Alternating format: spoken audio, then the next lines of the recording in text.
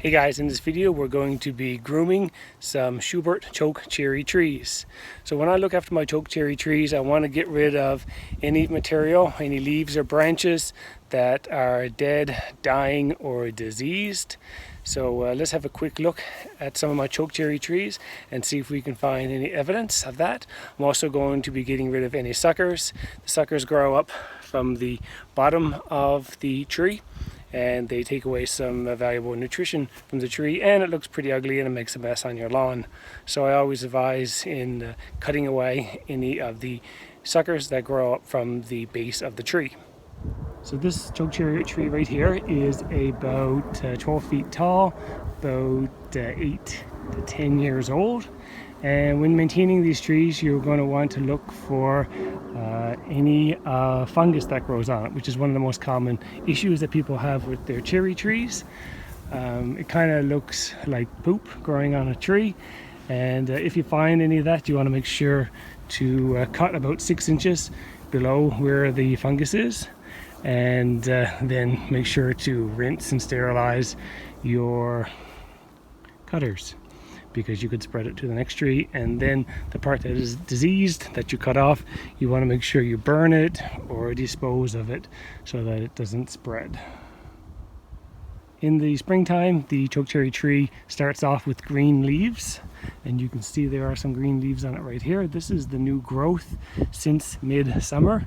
So for the first 3 to 4 weeks of summer or of spring, when these start to grow, the leaves will be green, and then they turn to this very nice purple color. When planting your tree, you're going to want to stake it. This one's been in the ground for quite a while, about 3 years, and it seems to have gotten a good firm base, so this can be removed very soon. So we often get winds up to 100 kilometers an hour, about 55 miles an hour in the summer and winter. So I like to keep the stakes in the ground for a couple of years. You can do your grooming pretty much any time of the growing season. Spring would probably be better. And in addition to removing the 3Ds, I also like to cut off any of the pieces that are just inconvenient or ugly. And the reason for that is I want to get around these trees with my lawnmower, and I don't want to have branches hitting me in the face. So this one here has a very nice shape to it, so I don't think I need to cut away anything there. Maybe on the far side there's a couple of branches hanging down low here, so they're going to be in the way. So just going to make sure they're not independent with each other, and then just go in and give it a quick snip. And that piece is gone.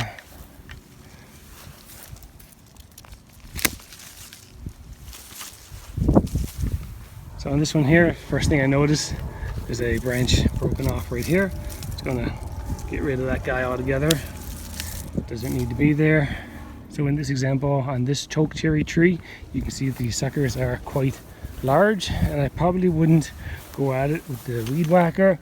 I really want to get down low and make sure I get these as low as possible to the ground, and not just try to stunt their growth. So the best way to attack these is to use cutters.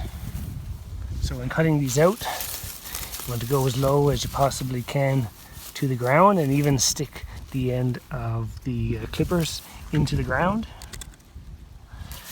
so that you get below the surface.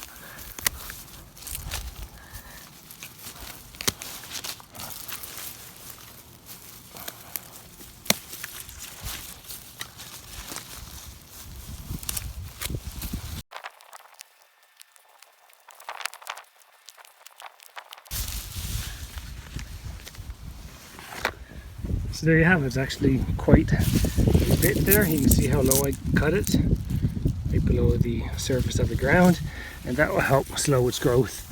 It will only take a few more weeks for it to grow back up again, but the larger ones you're definitely going to need to use some cutters on. Okay, let's have a look at how to deal with some of the smaller ones that aren't as thick. If they come in too close to the tree base, you definitely don't want to use your weed whacker, because you may end up damaging the bark of the tree.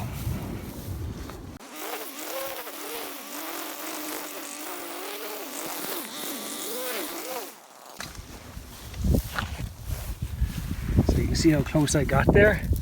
There's still a bit of a knob right there. It wouldn't hurt to get the clippers and cut that off. So I'm just going to use these here. Just give it a deep cut, and they're gone. Also, while I'm here, I'm going to be slightly pruning this tree. This leaf right here, this is going to end up being a branch if you don't remove it. So there's one goes. There's another little bud right there. Definitely going to want to remove those, otherwise you're going to end up with leaves and branches the whole way up, and then it's not going to be very appealing. The idea, of course, is to keep a high space here between the ground and where the branches start, so you can get in around it and mow it, and it has more of a tree-like look to it. Alright, there you have it. That's how I groom and take care of my chokecherry trees. Keep in mind, these are a high suckering tree, so they require quite a bit of maintenance, and they do like a lot of water. So thanks for watching this video. If you found it helpful, please give it a thumbs up, and if you want to see what else I'm up to in the garden, please subscribe to my channel.